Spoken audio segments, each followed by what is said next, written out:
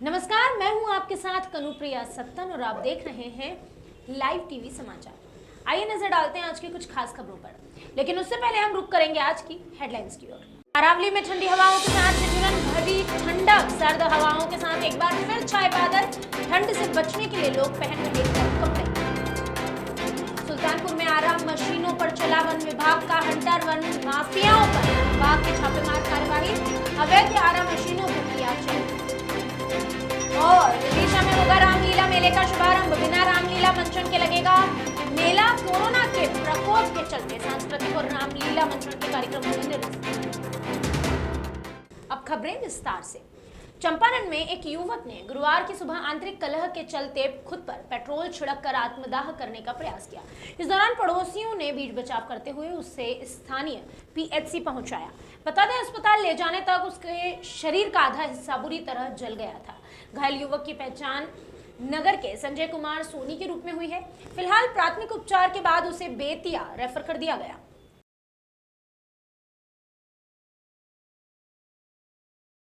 आज कितने दिनों से लमसम महीना देशों के घर में मारपीट, कलह, झगड़ा झंटी सब चल रहा है।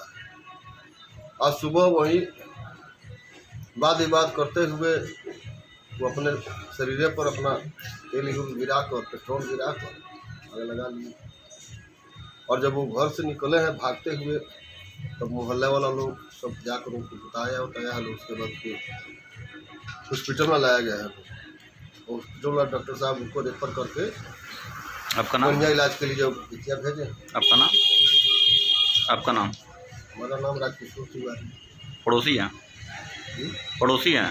हाँ, उनके बगल।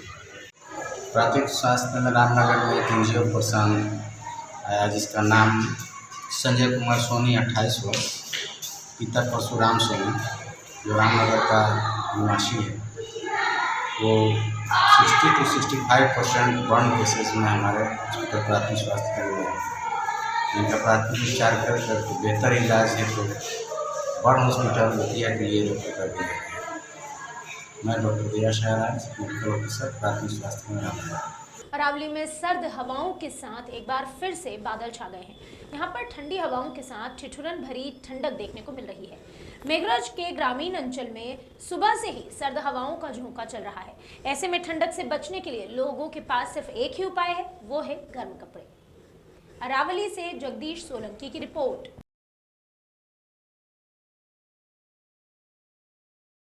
सुल्तानपुर में अवैध आराम मशीनों पर चला वन विभाग का हंटर। गौरतलब है कि क्षेत्रीय वन अधिकारी शिव शंकर सिंह के नेतृत्व में बल्दी राय तहसील के अंतर्गत चल रही अवैध आराम मशीनों और वन माफियाओं के खिलाफ अचानक छापामार कार्यवाही शुरू हो गई। दिन भर चली इस छापामारी में कई अवैध आराम मशीनों को चेक किया गया। क्षेत्रीय वन अधिकारियों का कहना है कि कहीं भी अवैध आराम मशीनों का संचालन नहीं होने दिया जाएगा। वन माफियाओं पर पैनी नजर रखते हुए कठोर कार्यवाही की जाएगी। गौरतलब है कि जिले की सांसद मेनका गांधी ने हरियाली को जोड़ने और हरे भरे वृक्षों को काटने वालों के विरुद्ध कठोर कार्यवाही करने के निर्देश दिए हैं, जिसके चलते अब वन विभाग सक्रिय नजर आ रहा है। सुल्तानपुर से महेश नारायण द्विवेदी की रिपोर्ट। छापा मारने के कार्यक्रम में निकले हुए हैं पूरा स्टाफ सहित हम सुल्तानपुर रेंज से। जी। और इसमें माननीय सुप्रीम कोर्ट का और माननीय सांसद महोदया का भी निर्देश है। इसमें सख्त निर्देश है कि जितने भी अवैध तरीके से आराम मशीनें संचालित हो रही हैं या स्थापित है उन पर प्रबल कार्रवाई की जाए। उसी क्रम में हम लोग आज का छापामारी का अभियान चलाए हुए हैं। बल्दीराज क्षेत्र में चल रहा है। पूरे रेंज में हमारे चलेगा और जब तक सभी आराम मशीनें चेक की जाएंगी और माननीय सुप्रीम कोर्ट का जो भी निर्देश है उसका अक्षरशः पालन। आज इस क्षेत्र में लगभग सर कितनी? आज चेकिंग में हम लोग 5 आराम मशीनों को चेक किए हैं और उसके बाद अब इस पे कार्रवाई भी जो कार्रवाई के अंतर्गत आएंगी उसमें आराम मशीन क्या यहाँ पे हमको कुछ जगह पे लकड़ियाँ पाई गई हैं अवैध रूप से, उस पर जो है हम लोग। विदिशा जिले के गंज बासोदा में 20 दिनों तक लगातार चले कोरोना जागरूकता अभियान के अंतर्गत ग्रामीणों को जागरूक किया गया और विभिन्न प्रतियोगिताओं का आयोजन भी किया गया। बता दें, नेहरू युवा केंद्र विदिशा के तत्वाधान में सावित्री महिला मंडल के सहयोग से ग्रामीण क्षेत्रों में कोरोना जन जागरूकता कार्यक्रम लगातार 10 दिसंबर से आयोजित किया जा रहा था, जिसका शुक्रवार को समापन हुआ है। बताया जा रहा है कि इस कार्यक्रम के तहत कोरोना से बचने के उपाय और वैक्सीन के बारे में बताया गया, साथ ही वैक्सीन और मास्क का महत्व भी समझाया गया। इस कार्यक्रम में विभिन्न प्रतियोगिताएं भी आयोजित की गई, जिसमें रंगोली के माध्यम से कोरोना का भयंकर रूप बताया गया। वहीं नुक्कड़ नाटक के द्वारा ग्रामीणों को जागरूक किया गया। विदिशा जिले के गंज बासोदा में कोरोना काल के बाद करीब 2 साल बाद शहर में नवीन बस स्टैंड परिसर में 1 जनवरी से मेले का शुभारंभ होगा। हालांकि इस बार रामलीला मेले में रामलीला का मंचन नहीं किया जाएगा, क्योंकि प्रशासन ने बढ़ती लहर को देखते हुए सांस्कृतिक और रामलीला मंचन के आयोजनों पर पाबंदी लगा दी है, जिससे शहर की रामलीला मेले की लगभग 50 साल पुरानी परंपरा टूटेगी और रामलीला मेला बिना रामलीला मंचन के ही आयोजित होगा। मेले को देखते हुए कई व्यापारियों ने मेले में अपनी दुकानें सजा ली है। उम्मीद जताई जा रही है कि यहां से अच्छा व्यापार हो सकेगा। विदिशा से मुकेश चतुर्वेदी की रिपोर्ट। पिछले 50 साल की परंपरा है रामलीला मेला और उसमें रामलीला का मंचन। मगर दुर्भाग्य की बात है, धर्म के नाम पर और गौ माता के नाम पर राजनीति करने वाली पार्टी ने, उनके नेताओं ने रामलीला मंचन पर रोक लगाई है। अरे यदि उन्हें रोक लगाना है तो एक नए वर्ष के उपलब्ध में होने वाले जो बड़े बड़े आयोजनों पर रोक लगाएं। रोक लगाना थी तो खुद की चुनावी रैलियों पर रोक लगाएं। रोक लगाना है तो बड़े बड़े कार्यक्रमों में रोक लगाएं। जो आम आदमी रामलीला मेला देखने जाता है, उसकी बड़ा मन होता है कि रामलीला में भगवान के चरित्र को देखे और अपने जीवन में वैसा अंगीकार करे। बारी भाजपा, वारे उसके नेता कि सिर्फ ढोंग और पाखंड का दूसरा नाम है भारतीय जनता पार्टी। तो मेरा तो मांग है आपके चैनल के माध्यम से कि रामलीला का मंचन पूर्व की तरह किया जाए। शुक्रवार को कन्नौज में पूर्व मुख्यमंत्री अखिलेश यादव ने एक प्रेस कॉन्फ्रेंस की। इस दौरान अखिलेश यादव ने भारतीय जनता पार्टी सरकार पर जमकर निशाना साधा। उन्होंने कहा कि भाजपा अपनी हार से बौखलाई हुई है, डरी हुई है, इसलिए छापे डलवा रही है। वहीं तंज कसते हुए उन्होंने कहा कि इनकी रैलियों में उतनी भी भीड़ नहीं होती जितनी भीड़ चाउमीन के ठेले पर लगी रहती है। यादव की अगर माने तो एक बाबा डबल इंजन की सरकार चला रहे हैं, जो हमेशा भांग के नशे में रहते हैं। Bureau report. समाजवादियों से बहुत जुड़ा हुआ क्षेत्र है। यहाँ का अगर इतिहास उठा करके देखेंगे तो यहाँ का इतिहास भाईचारे का रहा है, सौहार्द का इतिहास रहा है। और इत्र कोई आज से नहीं बन रहा है, बहुत वर्षों से यहाँ इत्र बन रहा है। इत्र के कारोबार से न केवल व्यापारी जुड़े हैं जो व्यापार करते हैं, यहाँ के बड़े पैमाने पर किसान भी जुड़े हैं। चंपारण की रामनगर परिषद में 1 दिवसीय कैंप का आयोजन हुआ। गौरतलब है कि जितने भी पेंशनधारी हैं उन्हें साल में एक बार बायोमेट्रिक के माध्यम से अपडेट कराना अनिवार्य होता है। अगर पेंशनधारी ऐसा नहीं करते तो उनकी पेंशन बंद कर दी जाती है। ऐसे में जिलाधिकारी के निर्देश पर 1 दिवसीय कैंप का आयोजन किया गया, जिसमें सैकड़ों पेंशन लाभार्थियों का बायोमेट्रिक किया गया। चंपारण से कृष्णकांत तिवारी की रिपोर्ट।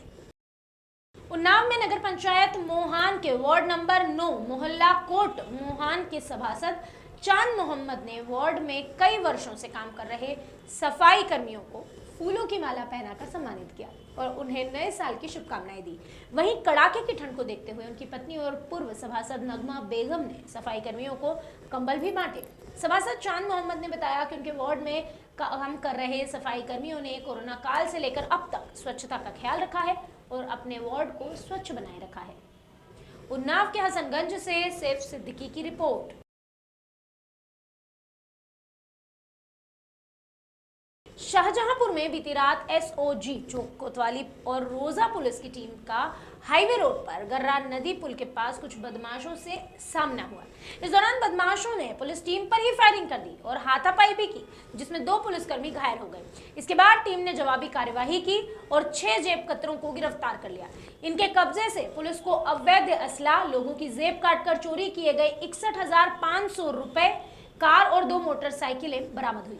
बताया जा रहा है कि बदमाश पिछले 10 सालों से जेब काटने की घटनाओं को अंजाम देते आ रहे हैं। फिलहाल पुलिस की टीम पकड़े गए बदमाशों से पूछताछ कर रही है। शाहजहांपुर से राकेश सिंह चौहान की रिपोर्ट। एसओजी शाहजहांपुर और थाना कोतवाली पुलिस की संयुक्त कार्रवाई में कल एक बहुत ही शातिर गिरहकट और चोरों के गिरोह को उसके सरगना सहित एक गिरफ्तार करने में सफलता प्राप्त हुई है। ये तमाम जगहों पर इन्होंने चोरी की वारदातें की हैं और इसका जो सरगना है सनी उर्फ हवा, ये भी अरेस्ट हुआ है।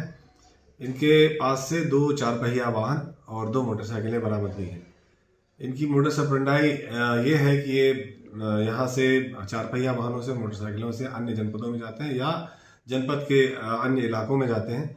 वहाँ पे जहाँ व्यक्ति बैंक इत्यादि से या बाजार से कुछ रुपए लेकर चलता हो, इनको अंदाज़ा लग जाता है और जैसे ही वो किसी ई रिक्शा में बैठता है या तो पहले उसको प्रलोभन ये देते हैं कि सवारी के रूप में उनको अपनी 4 पहिया गाड़ी में बैठा लें। यदि ऐसा नहीं है, वो ई रिक्शा में बैठ जाता है या किसी अन्य साधन से बैठता है, तो उसके साथ में ही एक व्यक्ति बगल में बैठ जाएगा और मोटरसाइकिल से उस गाड़ी को कवर किया जाता है और उसका जेब काटने के बाद वो गाड़ी से उतर जाता है, मोटरसाइकिल से निकल जाते हैं। इस गैंग के 6 सदस्य गिरफ्तार हुए हैं एक मुठभेड़ में। इनके कब्जे से 2 अवैध तमंचे भी बरामद हुए हैं। तमंचों के स्रोत के बारे में जानकारी की गई है और उसके आधार पर भी कार्रवाई हो रही है। यहाँ थाना कोतवाली में इन्होंने 1 लाख रुपए ऐसे ही एक ई रिक्शा से एक व्यक्ति के सामने बैठकर और उसके बैग से निकाल लिए थे। थाना रोजा में इनके विरुद्ध अभियोग पंजीकृत हैं और जनपद बरेली में भी 3-4 दिन पहले वहाँ थाना बारादरी में एक ऐसी ही वारदात हुई है जिसको इन्होंने स्वीकार किया जाना। इनके जो मूवमेंट्स हैं उसके आधार पर भी बहुत सारे जनपदों में इनकी मूवमेंट्स हैं और उसके आधार पर अन्य जनपदों से भी इनके उसको साझा किया गया है। इन्होंने अपने खुद स्वीकारोक्त में ये कहा है कि इनके द्वारा कई जगह पे इस तरह की जेब काटने की वारदातें की गई हैं और चूंकि ये अगर पेटी अमाउंट होता है तो जो पीड़ित व्यक्ति है वो थाने तक भी नहीं आता है। इस वजह से बहुत सी ऐसी घटनाएं अब तक थानों पर नहीं आई हैं प्रकाश में, लेकिन जो बड़ी अमाउंट चली जाए उसमें ज़रूर थाने पर अभियोग पंजीकृत होना पाया गया है और उसके आधार पर अग्रिम कार्रवाई की जा रही है।